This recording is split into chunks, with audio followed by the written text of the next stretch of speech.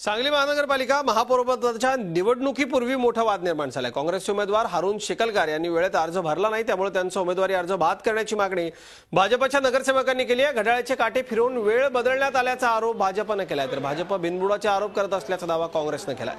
हारून शिकलगार यांना जुगार खेळताना अटक करण्यात आली होती, त्यामुळे सांगलीची प्रतिमा मलिन करणाऱ्या शिकलगार यांना काँग्रेसने उमेदवारी दिल्याचा आरोप भाजप नेत्या गीता केळकर यांनी केला।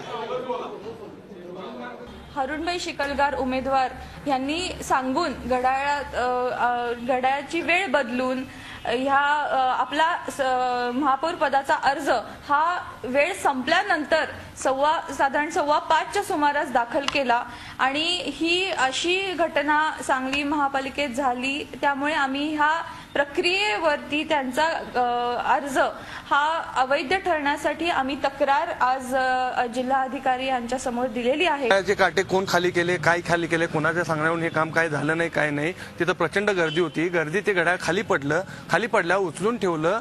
त्यात प्रशासनातल्या अधिकाऱ्यांनी सांगितले ते घड्याळ व्यवस्थित ठेवा। त्यानंतर जरी घड्याळ खाली पडलं असलं तरी ते कामकाज काही थांबलं नाही, त्यांच्या हातातल्या घड्याळावरून ते कामकाज व्यवस्थित चालू झालं। त्यानंतर 2-3 अर्ज आले, त्यामुळे हे सगळे आरोप असे खोट्या पद्धतीचे कुठल्या तरी नगरसेवकांनी करू नये।